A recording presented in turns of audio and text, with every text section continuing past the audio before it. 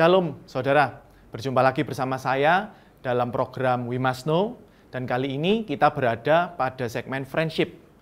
Saya hari ini tertarik untuk membahas sebuah topik yang kita semua sebenarnya butuhkan, yaitu sahabat jiwa.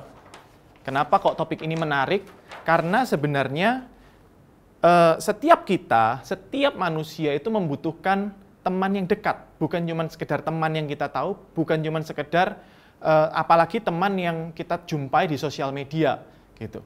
Nah, masalahnya akhir-akhir ini di masa-masa pandemi seperti ini, problem terjadi gitu, di mana kita dibatasi untuk berjumpa, gitu kan, kita dibatasi untuk berkomunikasi terutama secara fisik. Dan itu mungkin secara tidak sadar membuat kita akhirnya lupa untuk memaintain hubungan-hubungan kita gitu. Akhirnya mungkin dulunya kita punya intensitas hubungan yang baik, akhir-akhir ini agak merenggang. Bukan karena ada masalah, tapi karena jarang komunikasi, jarang bertemu, jarang bercerita dan sebagainya gitu. Padahal sebenarnya teman-teman yang dekat ini, yang update, yang terus bersama-sama dengan kita, inilah yang akan sebenarnya terus menolong kita, terutama untuk mendorong kita untuk bisa terus bertumbuh dan seterusnya gitu ya. Nah, makanya saya itu yakin bahwa kita harus menyadari poin ini gitu. Bahwa karena gini, di tengah-tengah masa pandemi seperti ini, seringkali orang itu dipaksa oleh keadaan untuk menjadi sendiri, menyendiri gitu ya. Orang jadi juga mungkin jadi malas keluar rumah dan sebagainya gitu kan. Akhirnya sense-nya untuk berjumpa, membangun hubungan dan sebagainya itu hilang gitu. Padahal kalau kita jumpai, kita akan mengetahui bahwa tingkat hubungan itu berbeda-beda gitu ya. Ada tingkat pertemanan, yang pertama adalah tentu saja strangers. Di mana orang yang seperti ini adalah orang yang tidak mengetahui, tidak mengerti satu dengan yang lain gitu kan. Berjumpa di jalan ya hanya berpapasan tanpa menyapa bahkan gitu ya. Kemudian ada acquaintance, yaitu teman yang sekedar tahu begitu. Mungkin tahu nama gitu kan, tahu beberapa fakta, mungkin bahkan tahu ulang tahun kita, tetapi tidak ada sentuhan personalnya gitu. Pada saat kita kena masalah belum tentu dia menolong. Pada saat dia juga mungkin jarang update gitu dengan kondisi-kondisi kita terakhir-akhir ini. Nah, biasanya yang seperti ini itu akan memiliki satu tagline pertanyaan, yaitu apa kabar gitu ya. Nah, tipe-tipenya adalah orang-orang yang acquaintance seperti ini gitu. Nah, kemudian naik lagi ke arah casual friend, yaitu hubungan pertemanan yang sudah mulai enak, udah mulai terbangun bonding gitu ya, dimana mungkin kita ngafe bareng dan sebagainya, tetapi berhenti sampai di situ. Suka-suka bareng, tapi berhenti sampai di situ ya. Mungkin punya hobi bareng, tapi ya udah itu aja, sebatas hobi, sebatas apa yang kita suka. Nah, naik lagi ke arah close friend. Nah, tipe orang seperti ini seperti apa? Tipe-tipe orang yang sudah mulai mengenal kita, yang memahami kita. Dia tahu kesukaan kita apa, dia tahu apa yang kita nggak suka, mungkin kita nggak suka kalau dibilang seperti ini dan sebagainya, gitu ya. Jadi mulai memahami satu dengan yang lain, gitu. Nah, yang terakhir adalah sebenarnya intimate friendship.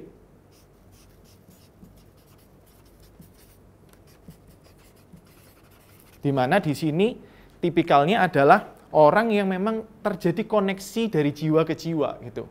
Nah, kalau kita lihat dari sini, kita akan melihat bahwa teknologi hari-hari ini tuh seringkali membawa kita berhenti sampai di sini saja, gitu ya, sampai di poin kedua saja, gitu. Di mana orang hanya sekedar follow satu dengan yang lain di sosial media, oke, kalau kita posting dia like dan sebagainya. Dan orang itu mungkin lebih suka punya banyak acquaintance, teman yang sekedar teman gitu ya, daripada teman yang dekat gitu. Padahal teman-teman yang seperti ini itu tidak akan punya efek apa-apa gitu dalam kehidupan kita. Nah, ini yang akan seringkali menjadi masalah, bahwa orang-orang modern itu bisa punya banyak teman, tetapi punya sedikit, bahkan bisa jadi tidak punya sama sekali teman dekat. Dan ini berbahaya. Mengapa? Kita akan melihat dari sebuah contoh yang ada di Alkitab, yaitu tentang Daud dan Yonatan. Ini adalah sebuah contoh yang sempurna buat saya untuk memperkenalkan kita tentang bagaimana sih tingkat kedalaman hubungan yang sebenarnya kita bisa dapatkan dan apa efeknya dalam kehidupan kita. 1 Samuel 18 ayat 1 berkata seperti ini. Ketika Daud habis berbicara dengan Saul, berpadulah jiwa Yonatan dengan jiwa Daud. Wah, ini asik banget. Ada perpaduan gitu. Yang mungkin pada waktu ini memang terjadi secara instan gitu ya. Tetapi tentu saja proses ini belum tentu sama setiap orang. Bisa jadi kita slowly but sure gitu ya. Tapi ada juga yang memang sejak awal begitu ketemu pertama connect gitu. Dan bukan masalah di seberapa waktunya gitu, tapi tingkat kedalamannya itu loh. Kita bisa kenal banyak seseorang gitu ya, dan kita menghabiskan banyak waktu dengan dia, tetapi tidak pernah bisa connect gitu. Nah, ini yang kita perlu sadari bahwa perpaduan jiwa itu tidak semua bisa terjadi. Dan perpaduan jiwa dari yang tadi saya jelaskan di poin inilah yang akan menentukan apakah seorang itu meningkat menjadi dari close friend kita menjadi intimate friend-nya kita gitu. Ada perpaduan jiwa. Dan nah, apa sih syarat perpaduan jiwa? Nanti kita lihat bahwa di poin selanjutnya di ayat tersebut dikatakan bahwa dan Yonatan mengasihi dia seperti jiwanya sendiri. Asik banget. Bahwa Yonatan itu mengasihi dia seperti jiwanya sendiri gitu. Kita tentu teringat dengan ayat yang Yesus katakan bahwa kasihilah sesama manusia seperti dirimu sendiri. Dan ini adalah satu poin kunci gitu. Kita akan melihat bagaimana ciri-ciri orang yang berpadu, connected, sahabat jiwa itu bisa terjadi gitu ya. Ada 3 ciri aja sebenarnya. Tapi sebelum saya berbicara tentang itu, Amsal 17 ayat 17 juga berkata begini. Seorang sahabat menaruh kasih setiap waktu. Ada proses kasih di sini. Ya. Tentunya ini bukan kasih yang bersifat erotis gitu ya, atau mungkin kasih yang bersifat hubungan antara pria dan wanita, bukan, tetapi ini kasih yang benar-benar di mana kunci dari kasih kita tahu bahwa ada fokus di mana saya itu bukan membangun hubungan supaya saya mendapatkan keuntungan, tetapi sebaliknya saya membangun hubungan untuk dia, fokusnya ke dia, sahabat saya. Makanya dikatakan di situ, Yonatan mengasihi dia seperti jiwanya sendiri. Bahkan di ayat-ayat selanjutnya kita melihat bahwa Yonatan itu memberikan jubahnya, perisainya, baju perangnya untuk Daud gitu. Jadi artinya apa? Yang Yonatan pikirkan pada waktu membangun hubungan dengan Daud itu bukan dirinya, tetapi Daud gitu. Nah, itulah kenapa ada 3 ciri-ciri saja yang kita bisa pelajari dari sebuah hubungan yang sejati gitu ya. Yang pertama adanya keterlibatan gitu. Pengkhotbah 4 ayat 9 sampai 12 berkata, berdua lebih baik daripada seorang diri. Karena apa? Mereka menerima upah yang baik. Ada upah di dalam hubungan yang dekat gitu ya. Dalam jeripaya mereka. Karena kalau mereka jatuh, nah ini juga pada waktu jatuh, jika kita punya sahabat yang dekat, maka akan ada jaring pengaman, yaitu teman kita akan selalu siap sedia mengangkat temannya, gitu ya. Tetapi why itu di bahasa Indonesia artinya celaka, begitu ya. Bukan why tanya, begitu ya, bukan. Tetapi why, celaka orang yang jatuh, yang tidak mempunyai orang lain untuk mengangkatnya. Juga kalau orang tidur berdua, mereka menjadi panas. Saya yakin panas ini berbicara tentang adanya antusiasme, adanya dorongan semangat gitu ya. Pada waktu kita lemah, disemangatin. Atau juga pada waktu kita ini ingin mencapai sesuatu, ada teman kita yang mendorong kita gitu untuk terus memberikan kita kekuatan untuk mencapai. Gitu ya. Dan bila mana seorang dapat dialahkan, 2 orang akan dapat bertahan. Ini. Nah, dari sini kita akan melihat bahwa ternyata keterlibatan itu mendorong kita untuk tetap kuat di dalam apapun. Nah, bagaimana orang bisa dapat terlibat satu dengan yang lain? Tentu saja dia harus memiliki waktu bersama gitu ya, ada intensitas waktu. Dan disinilah mungkin seringkali, makanya tadi saya bilang bahwa pandemi ini menghalangi kita gitu, intensitas waktu kita berkurang gitu ya. Mungkin kita masih tetap bisa connect, kita bisa telepon, kita bisa online meeting dan sebagainya, tetapi itu terbatas gitu loh. Nah, mungkin sentuhan-sentuhan personalnya ini yang susah dapat gitu loh dengan kondisi seperti ini. Dan padahal untuk bisa menjadi benar-benar connect, kita itu butuh memiliki masa-masa di mana itu kita benar-benar menikmati bersama, mungkin kita liburan bareng, mungkin kita hangout dan sebagainya. Masa-masa inilah yang akan membekas dan membuat kita menjadi merasa semakin dekat gitu. Gitu juga kebersamaan itu tentu tidak akan muncul jika tanpa adanya percakapan yang nyambung. Dan semua percakapan yang nyambung pasti didasari oleh prinsip dan value yang sama gitu ya. Nah, selain itu di dalam keterlibatan ada empati yang muncul. Roma 12 ayat 15 berkata seperti ini. Bersukacitalah dengan orang yang bersukacita dan menangislah dengan orang yang menangis. Jadi kita relate gitu loh. Pada saat teman kita bersukacita ya jangan sampai kita menangis. Nah, ini bahaya ya, itu musuh gitu karena kita mungkin iri gitu ya dengan orang tersebut. Tetapi kita kalau pada waktu teman kita suka, pada waktu teman kita mencapai sesuatu, kita ikut happy gitu. Dan ini ciri khas yang penting gitu. Dan juga di dalam keterlibatan tentu ada kesiapsediaan untuk memberikan bantuan gitu. Nah, ini penting banget. Kenapa?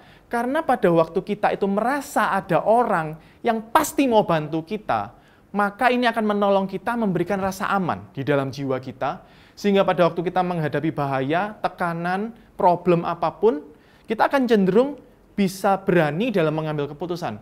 Karena pada waktu resiko itu terjadi, kita tahu bahwa ada teman yang akan selalu menolong kita. Gitu ya. Nah, apa ciri khas kedua dari teman sejati? Teman yang sejati itu tetap ada di masa sukar. Tetap ada di masa sukar. Amsal 17 ayat 17 juga berkata seperti ini. Ini lanjutannya dari yang tadi saya bicarakan ya. Amsal 17 ayat 17b berkata bahwa seorang sahabat menjadi saudara dalam kesukaran. Jadi ini ada sebenarnya kesukaran itu adalah tes litmus, pernah tahu ya, kalau kita ada di praktikum kimia, ada yang namanya kertas litmus, itu yang akan menentukan apakah ini asam atau basa begitu ya, dengan kertasnya akan berubah warna begitu. Nah, masa sukar itu adalah tes litmus persahabatan. Sahabat yang sejati, pada waktu temannya berada pada kesukaran, dia justru akan mendekat. Bahkan dia menjadi saudara di dalam kesukaran. Tetapi teman yang biasa aja, dia justru akan menjauh dan udahlah, saya mau jauh-jauh dulu daripada saya ikut sukar, daripada saya nanti harus kehilangan sesuatu gitu kan. Lebih baik saya menjauh dulu. Nah, ini bisa dilihat bahwa Daud itu bisa melewati fase-fase krusial dalam kehidupannya, fase-fase transisi di mana dia pada waktu itu dikejar Saul habis-habisan. Justru Yonatan itu yang paling belani Daud. Padahal Saul itu adalah ayahnya Yonatan. Dan bahwa apa yang Saul lakukan itu sebenarnya untuk Yonatan. Kalau Saul tetap jadi raja, maka Yonatan akan meneruskan jadi raja. Tapi Yonatan mengesampingkan itu dan justru membela Daud. Apa yang Yonatan lakukan pada waktu itu? Yonatan bicara yang baik-baik tentang Daud kepada Saul, gitu ya. Yonatan juga memberitahukan kepada Daud pada waktu Saul sedang murka dan ingin membunuh. Yonatan bilang, kamu harus bersembunyi. Gitu kan. Kita tentu teringat peristiwa di mana Yonatan melepaskan anak panah dan Daud bersembunyi di balik berbatuan dan sebagainya untuk melihat apa yang sebenarnya sedang terjadi. Ini adalah tanda-tanda di mana benar-benar Yonatan itu memperhatikan Daud sedemikian rupa begitu. Ini adalah Yonatan menjadi sahabat yang sejati untuk Daud gitu. Dan dalam prakteknya, dalam kehidupan kita sehari-hari, kita akhirnya seperti apa? Ya tentu kita menjadi pendengar yang baik gitu ya. Kita berdoa dan berpuasa untuk teman-teman kita gitu kan. Memberi semangat dan dorongan, menolong kebutuhan, atau bahkan sekedar duduk bersama tanpa ngobrol pada saat teman kita mungkin frustrasi dan sebagainya. Ini yang kita perlu lakukan gitu. Sehingga ini memberikan support sedemikian rupa buat teman kita di masa-masa sukar. Karena tidak mungkin orang tidak punya masa sukar dalam kehidupannya. Gitu ya.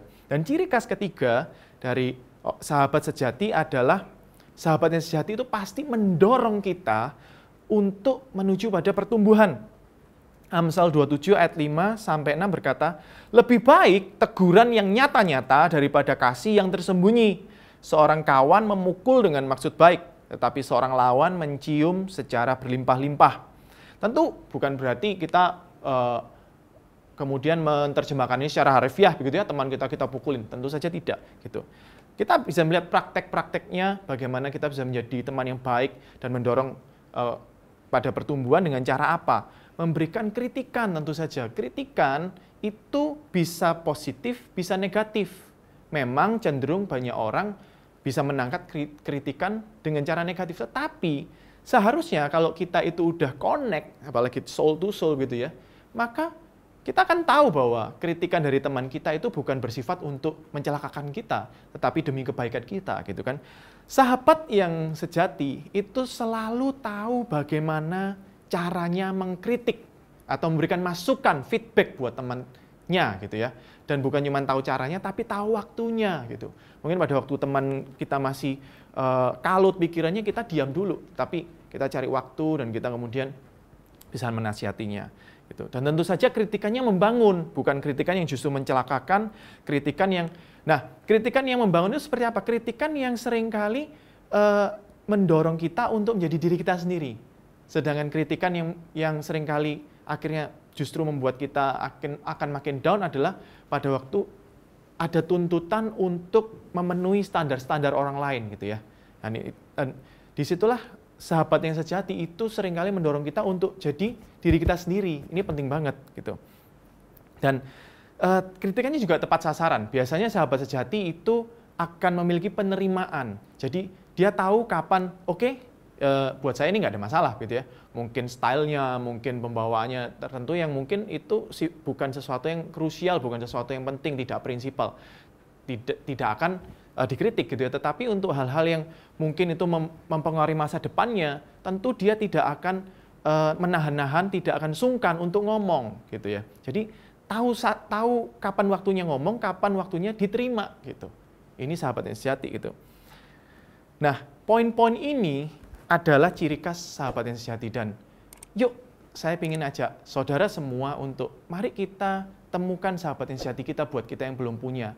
Atau kalau dari ciri-ciri yang tadi saudara merasa atau menemukan, oh ya si A, si B, si C itu memenuhi kriteria seperti itu. Pegang erat gitu ya, jangan pernah lepaskan karena sahabat yang sejati itu mahal harganya. Sahabat yang sejati itu lebih mahal dari emas dan perak harganya gitu kan. Bahkan kita bisa melihat loh bahwa ada banyak kesuksesan itu selalu dimulai dari hubungan yang terbangun. Karena itu saya ajak kita semua untuk selalu bangun hubungan yang baik, bangun hubungan yang dekat, yang bukan cuma sekedar kenal gitu ya, tetapi benar-benar bisa connect jiwa ke jiwa. Tentu mungkin nggak bisa banyak, tapi saya yakin bahwa setiap orang bisa punya dan berhak untuk menerima itu. Jika ada komentar, jika ada pertanyaan, saya undang saudara-saudara untuk menuliskan pada kolom komentar di bawah ini. Dan jangan lupa subscribe kita untuk terus mendapatkan update-update terbaru dari kita, konten-konten yang saya yakin akan membantu saudara-saudara semuanya di dalam bertumbuh, di dalam mengenal akan Tuhan. Itu saja dari saya, Tuhan Yesus memberkati.